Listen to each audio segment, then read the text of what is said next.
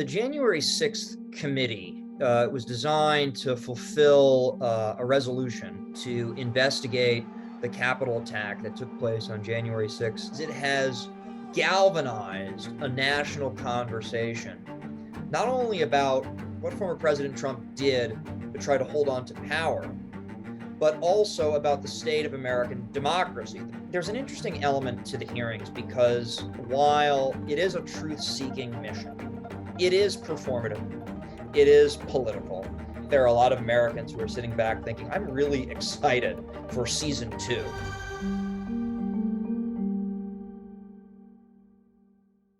The significance of the January 6 hearings are that they provide the fullest accounting that we've had yet to date of what happened on January 6th, what led up to that attack, what was some of the planning that went into place that ultimately culminated in thousands of people storming the United States Capitol. The most captivating moment was the testimony of Cassidy Hutchinson. She had such access to the president and those closest to him. As Mr. Giuliani and I were walking to his vehicles that evening, he looked at me and said something to the effect of, Cass, are you excited for the 6th? It's going to be a great day. We're going to the Capitol. It's going to be great. The president's going to be there. He's going to look powerful. Cassidy Hutchinson had an attorney representing her who was being paid by the Trump organization. But when she got a new lawyer, she ended up blowing the whole thing open, and she shared damning information that multiple former federal prosecutors said had opened Trump up to liability, to potential criminal prosecution. Tony proceeded to tell me that when the president got in the beast, he was under the impression from Mr. Meadows that the off-the-record movement to the Capitol was still possible and likely to happen, but that Bobby had more information. So once the president had gotten into the vehicle with Bobby, he thought that they were going up to the Capitol, and when Bobby had relayed to him, we don't have the assets to do it, it's not secure, the president said something to the effect of, I'm the effing president, take me up to the Capitol now. Liz Cheney paid a major price just for being on the committee. Her decision to join the select committee resulted in her ousting from the Republican Party leadership. She was probably the fiercest prosecutor of any of them on the dais.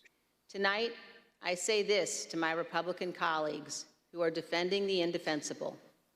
There will come a day when Donald Trump is gone, but your dishonor will remain. Doors have opened, new subpoenas have been issued, and the dam has begun to break. She gave a great deal of legitimacy to the committee in the eyes of a lot of Americans because her involvement on the panel, as well as Adam Kinzinger, a Republican from Illinois, meant that it was not a purely partisan exercise. Is it your understanding that the president wanted to take the mags away and said that the armed individuals were not there to hurt him? That's a fair assessment. And of course, Cheney did lose her seat. But at the very least, it is her swan song to her career in the House of Representatives. Chairman Thompson was able to secure this very coveted role. I think it's fair to say that almost everyone and their mother in the Democratic caucus wanted to lead this committee. But he got a real boost from an ally in Majority Whip James Clyburn, basically saying that this was the guy who had the right demeanor to penetrate the hearts and minds of Americans. Over the last month and a half, the Select Committee has told the story of a president who did everything in his power to overturn an election. He lied, he bullied, he betrayed his oath. He tried to destroy our democratic institutions. He summoned a mob to Washington. He didn't have an elite background. He didn't go to Harvard or Yale. He was from the South, a very shrewd manager of the committee's internal deliberations, but also extremely effective at managing the hearings and being one of the faces of the committee. We're going to be guided solely by the facts. There's no place for politics or partisanship. January 6th was the culmination of an attempted coup, a brazen attempt, as one writer put it shortly after January 6th, to overthrow the government.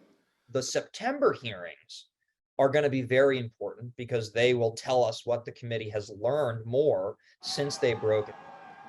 And it's going to come at a very consequential time. The midterm elections are just around the corner. These hearings will really be the last time that the committee gets to bring this issue to the forefront of the American public's conscience before they head to the polls. A lot is at stake.